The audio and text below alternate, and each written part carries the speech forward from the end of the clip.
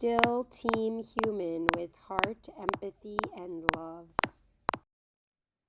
Hello, everyone. Welcome to Still Team Human. I am your host, Francesca DeMeglio. This is where we discuss how to keep people at the center of our work, even in the age of AI and other advanced technologies. This is where we elevate the human and understand how people can ensure the new world fits around their best interest. Today, our guest is Adolfo Carreno, author of Strategic Negotiation and Organizational Transformation, a practitioner's guide to the conversations that determine whether change succeeds. He is also the principal advisor, enterprise transformation at Pudu Labs Consulting. Hi, Adolfo. How are you? Hey, I'm good. Thank you very much for inviting me today. I'm very excited to talk to you. What I really loved about this book is that you look at the nitty-gritty details that lead to the breakdown of transformation. We all hear a lot of hype about these transformation projects. We hear talk about AI and how that is transformative in many companies now. But yet we know adoption is really hard, continuity is really hard, and things go awry often. And a lot of organizations struggle with that. We often talk about why it might fail, but we kind of glaze over the details. And I thought your book got very specific on how the communication breaks down, and that leads to the breakdown of the whole project. So, tell me a little bit about what motivated you to write this and to cover it from this lens. Well, it starts with the personal experience and the struggles I experienced throughout my career leading transformation and change initiatives in large enterprise, large companies. And years of working inside organizations, I would say, taught me that transformation succeeds or fail not only in the quality of the plan or the how well aligned is the goal with the company's strategy, but the communication, the interaction between individuals, teams, the organization from its human perspective, it plays a very important role in that succeed or not succeed in transformational terms. I kept watching programs with very well structured failing because of lack of adoption, because of lack of commitment, in difficult engagement with stakeholders. Although the plans were very well defined, the resources were very well allocated, but it was the human part of it failing in the end. So I started analyzing how those human communicational dynamics played their role throughout the transformation initiatives and found that in part, I wouldn't say ultimately, but in an important part, it's a matter of putting people's or individuals' interests before organizational or strategic interest. And that's the base of any negotiation framework is ultimately now dealing with who's benefiting this transformation. Am I being impacted in a positive or negative way? Right.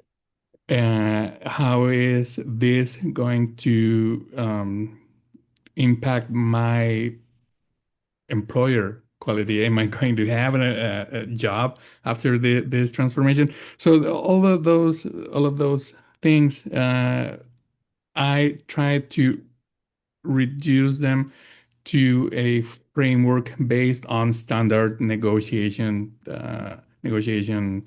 techniques. I'm not reinventing the wheel in that sense. So I took standard knowledge regarding negotiation and contextualized it to the reality of organizational transformation and change, organizational change. So that's a Yeah. I mean, you aren't reinventing the wheel, but I do think because, like you said, it is about the negotiations, what people's real interests are, how do you address those interests and come to compromises yeah. accordingly to get people to buy in. However, you are reinventing the wheel in a sense of how you're approaching change management because I don't think a lot of people think of it as a negotiation. I really think, I did a bunch of events. I produced a bunch of events for PEX Network about this very topic, business transformation and change management. And most of them kind of felt like, okay, your boss tells you this is what you have to do. This is the transformation you have to make. They give you the resources to do it. And if that's all correct, you have to kind of make it happen and figure out a way. And what I really liked in the book, you talked about, yes, on the surface, maybe your middle managers and your junior staff are going to say, "Oh yeah, I'm doing this. I'm with you. I'm committed." And then they go back to their desk and they have a whole other conversation with each other and they also don't do what they said they were going to Yeah. do. I thought that was really, that is a little, not necessarily reinventing the wheel, but a little honest and transparent about what's really going on at many organizations that we kind of don't want to fess up to. And as far as I can tell, you're talking about all of this through the lens of negotiations. Explain to me why the negotiation part is so vital to getting the buy-in.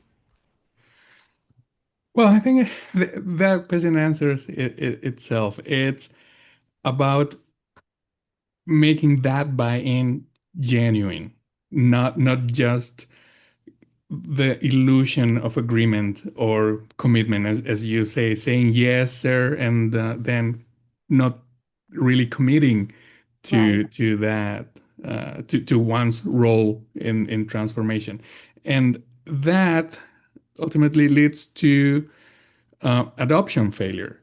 Hmm. And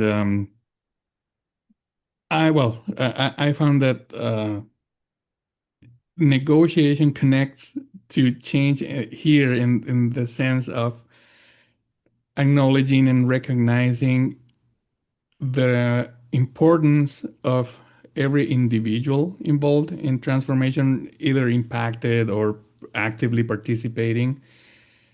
They have interests and they have positions that, if not properly communicated and dealt with, can lead to wrong assumptions or a lot of misunderstandings that needs to be transparently uh, shared, properly communicated.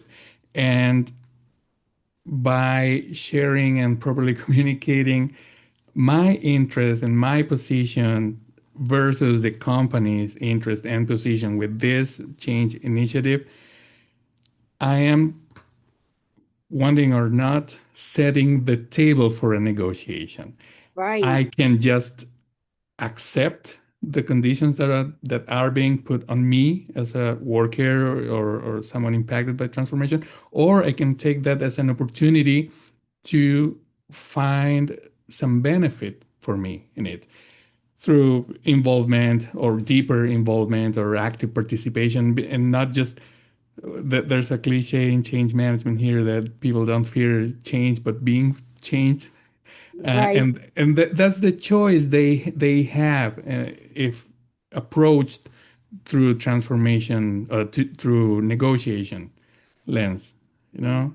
So that's a bit of the connection.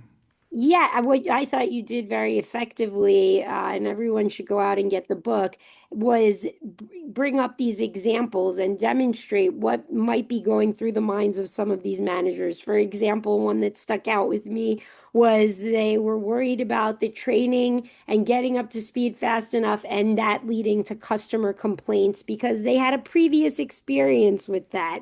And it led them to have this great dialogue with the leader. However, you do need the culture, which Oh is yeah. something you brought up. Can you talk a little bit about that?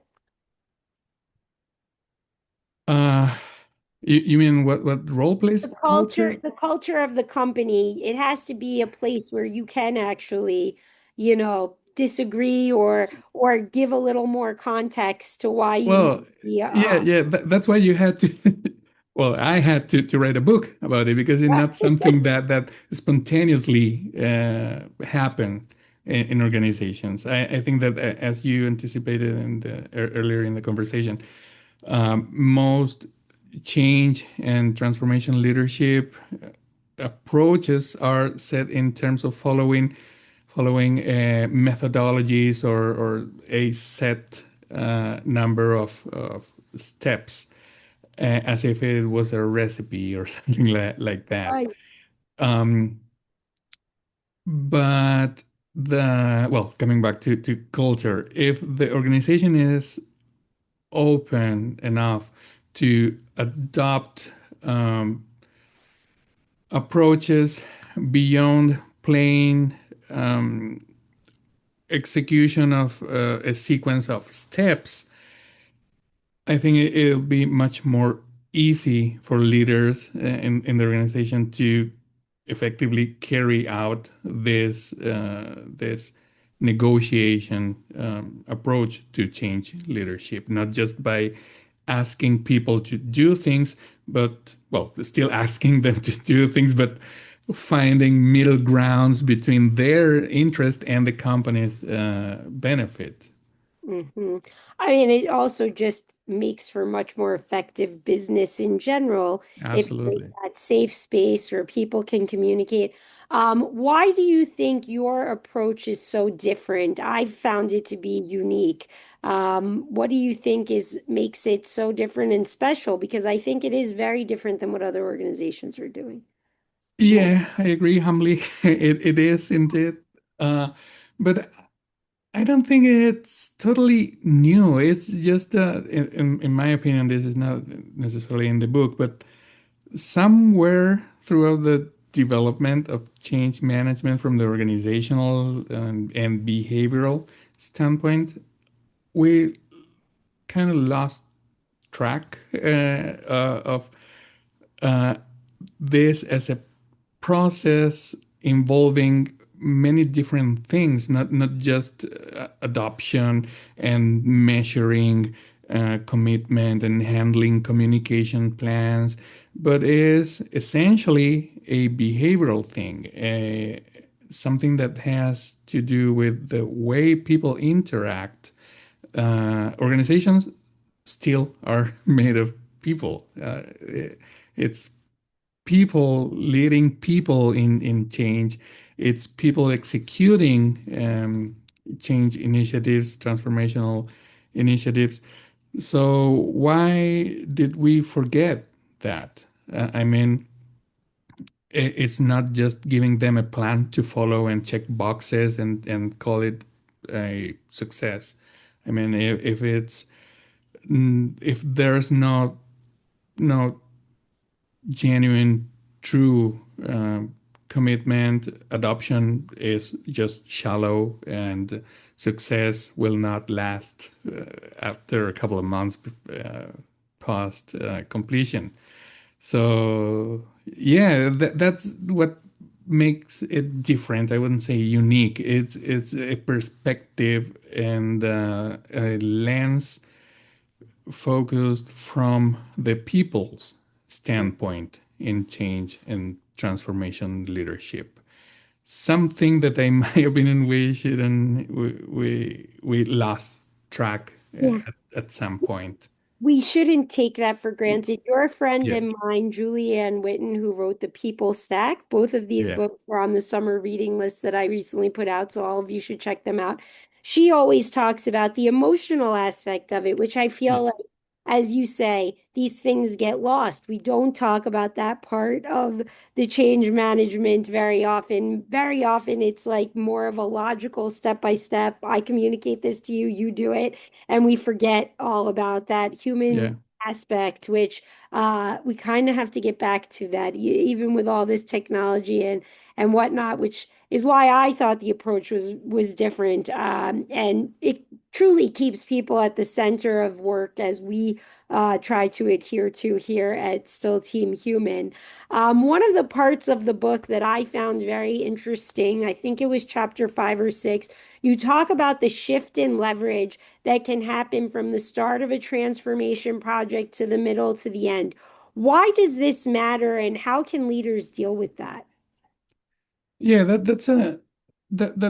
that's a part that gives it a contextual and situational place to where to apply the negotiation framework that is proposed in the book.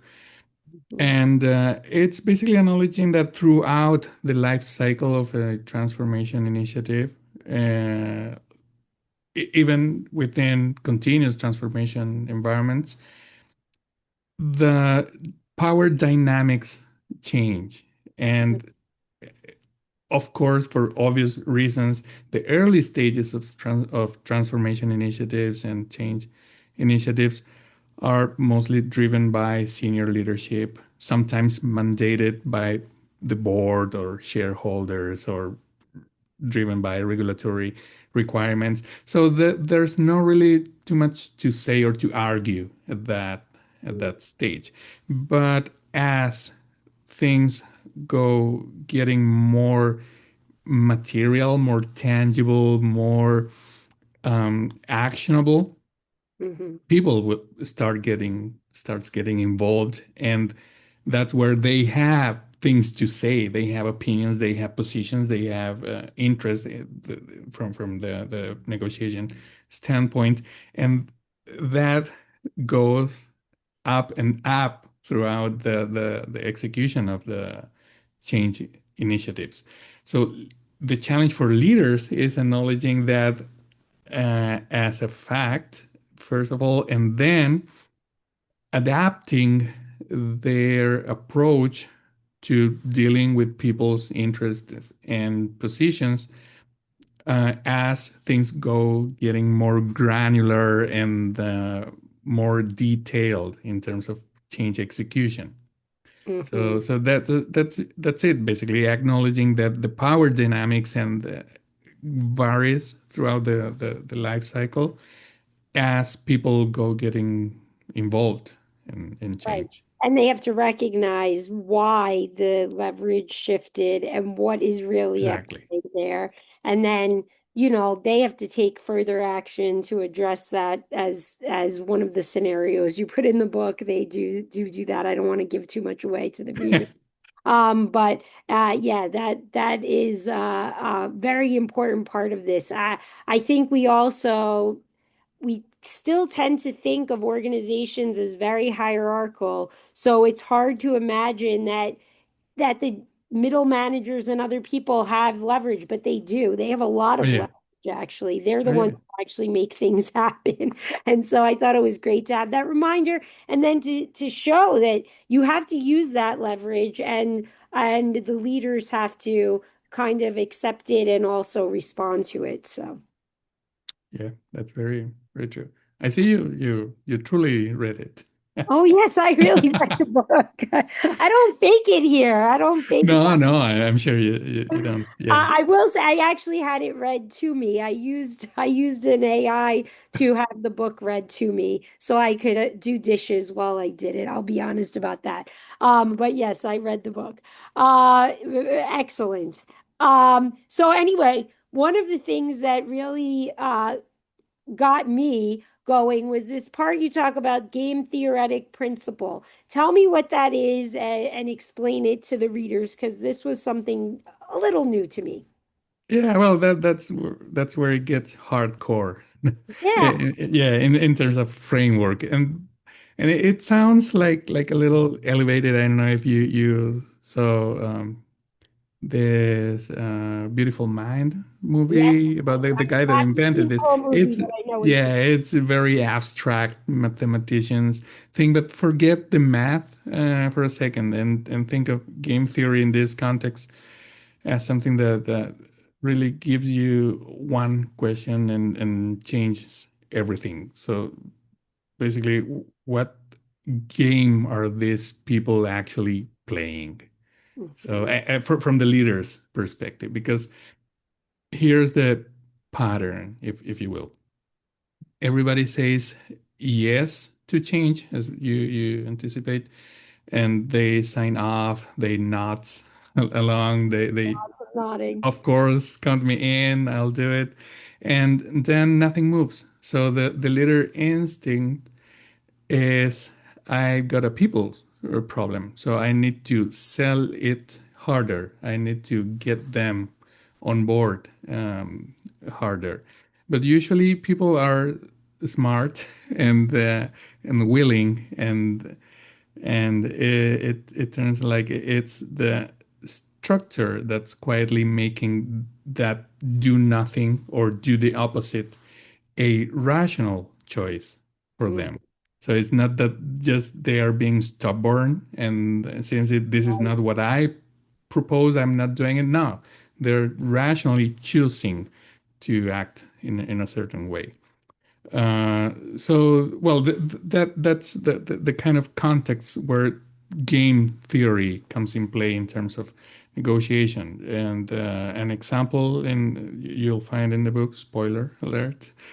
Uh, Imagine a firm that wants 3 practice areas to pool their data on one platform. So everyone agrees it's a great idea. Count me in. I'm in. And then a year later, the platform's still empty, or the data they populated in principle just frozen there. Why? And it's just because going first means exposing your performance numbers to your rivals or your peers or your competitors, while they still sit back and reveal nothing. So everyone waits, and the initiative from the company's perspective didn't fail. It just got frozen, Right. stalled, as I say in the book. So it's a thing of materializing in actionable ways the interest and the position of the people in change contexts. I think it's a fascinating, again, it's a fascinating way to look at it. It's as you say, it's not rocket science. It's not this, totally new thing. It's just that it is a different mindset and a different way to think about the change. And like I said, I've done these events year after year and did a lot of writing about it, and I had not seen anyone approach it in quite this way.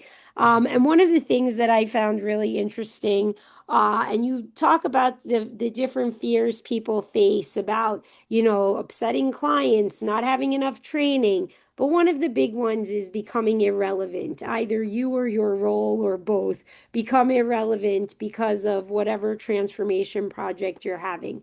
And this is something we're all facing with artificial intelligence Of right course. now. People are very concerned that it's going to make them irrelevant. We had Wayne Butterfield on the podcast recently who said it's a bunch of BS that it's going to create more jobs. The truth is, it's not. It's going to take jobs away. We all have to figure out what to do. You should all check out. I wrote an AI constitution about this, and I'd love to hear everyone's feedback about it. But tell me, how do we deal with this fear? We need people to transform. We all need to transform, and the organizations need to transform. We need to figure out how to use the AI responsibly and help us become more efficient. But we also need to make a living. We all want purpose in our life, and we don't want to lose our job to these machines. So, what are your thoughts, especially with this context of the negotiation approach that you have? What are your thoughts about how this can unfold in a good way, in a positive way for the people? Yeah, well, absolutely. It very contingent to the current situation with the, the in artificial intelligence coming everywhere in every context, every company, every situation. And well, that's a very good example of a situation where people interest shows up. So Exactly. everyone has a position to defend and the interest to to make a living and support their family and cover their priorities, of course. And no corporate strategy or company strategic roadmap will be mm, a higher priority for anyone in that sense. Right. So at that level of stake, the negotiation turns very difficult. I Mhm. mean, it's that type of situations where you're simply in or out.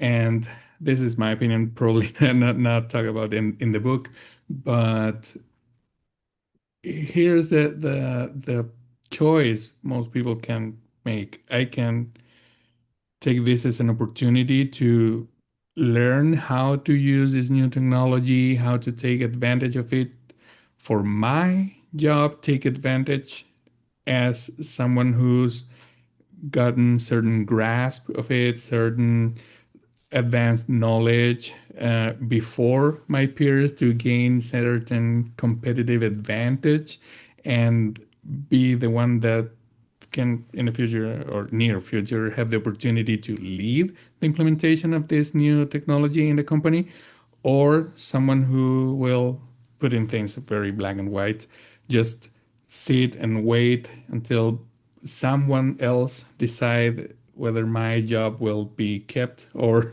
Mm. eliminated. Yes.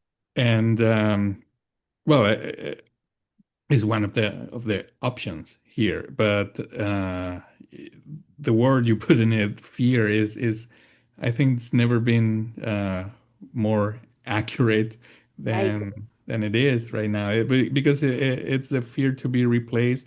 Usually, change has meant in this sense of fear and uncertainty for the fear of not being involved or being changed and not being part of the change. But in this case, is simply being replaced and not being part of the of the company as an organization. Uh, but yeah, I mean, what else can I say? It's the highest possible level of interest and precision defendants in this case, especially with AI seen as a threat. If not, Mhm. well, it's a great opportunity.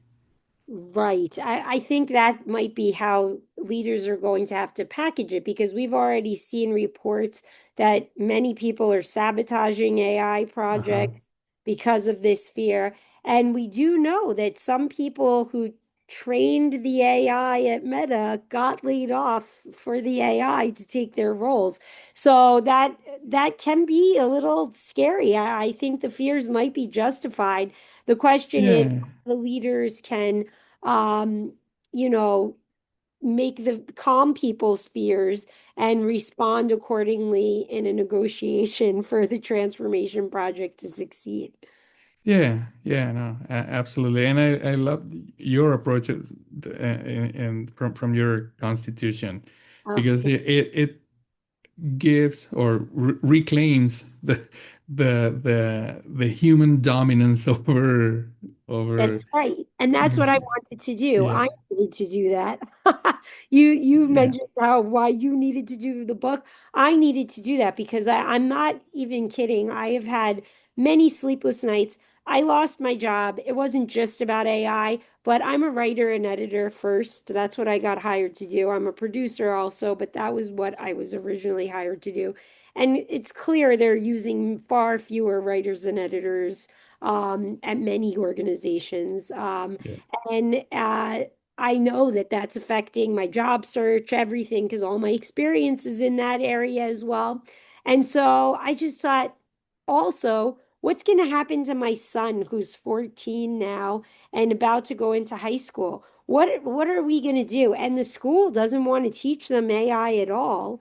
And I feel like there has to be a middle ground. There has to be like we have to learn how to use it, but we also have to keep ourselves relevant and we have to be the ones to decide. Yeah, and also that's very interesting. Also, there is a point where we can somehow assert dominance Yes, over the implementation of this whole new technology and being us as I mean the humankind. human race. Yes, that's Yeah, what I meant too.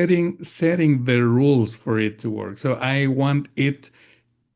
I will put this maybe a bad example, but I want this technology to do my job so I can do laundry and wash dishes, or I want it to do laundry and wash dishes so I Right. can focus on my creativity, my well, things that still machines can't do for me. Yes.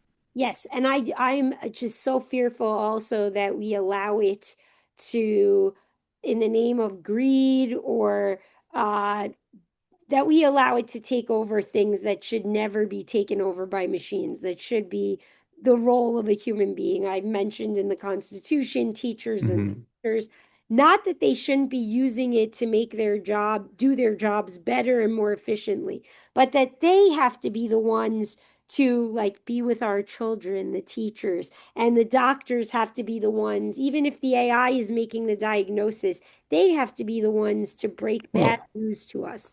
yeah, that's right in the core of the tension here because I mentioned creativity, but there's one thing. I mean, machines can eventually be creative, 100%.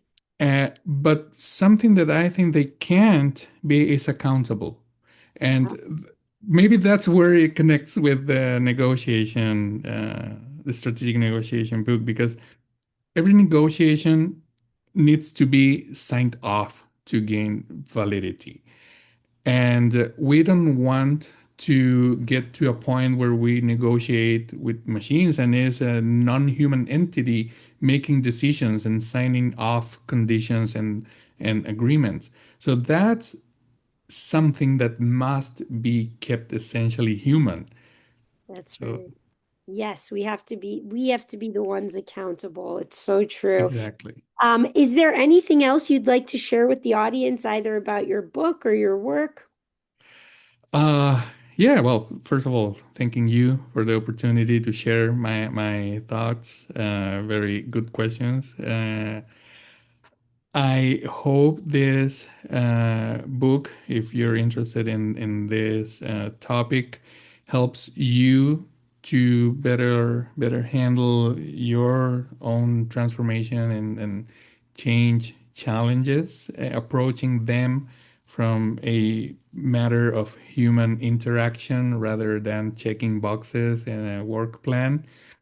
And if you think that change leadership is still essentially a human, I think go onto Amazon or to your local bookstore and get a copy, electronic or printed, and yeah, give it a try. It's a very easy reading.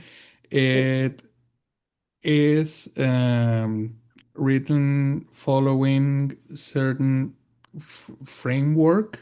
It proposes some methodology, but it's not a skill book. It's not a book where you will learn transformation, but you will get some tools to put in practice when leading transformation and change or whatever human interaction challenge that requires negotiation. I was just going to say it could be applied to negotiations in general. And there is Yeah. a kind of workbook at the end, I Oh, noticed. yeah.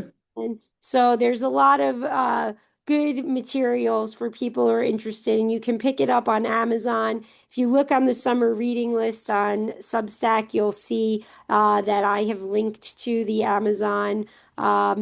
page for the book so you can pick it up. And how is it that they can get in touch with you if people want to get in touch with you or want? Absolutely. AdolfoCarreno.com. I usually write and share thoughts about enterprise transformation, organizational change, and program leadership. But I am right now in with the mission of broadening the scope of things, where my lens and my perspective, I think it may be interesting for people. So you will start seeing my take on other things different to specifically transformation and change management. So That's very go to my exciting. website, follow me on LinkedIn also. I'm in Yes. Instagram, but not don't post as often as Yeah, you'd I don't like. post enough. I was just saying to myself today, I don't post Yeah, enough on Instagram either. One of these days, everyone, one of these days. It was a great pleasure doing this with you. likewise. Thank you so much. And audience, please check out the book. You will enjoy it. And like we said, it can be applied to many different aspects of life, not just change management and big transformation projects. Thank you so Absolutely. much. Thank you very much.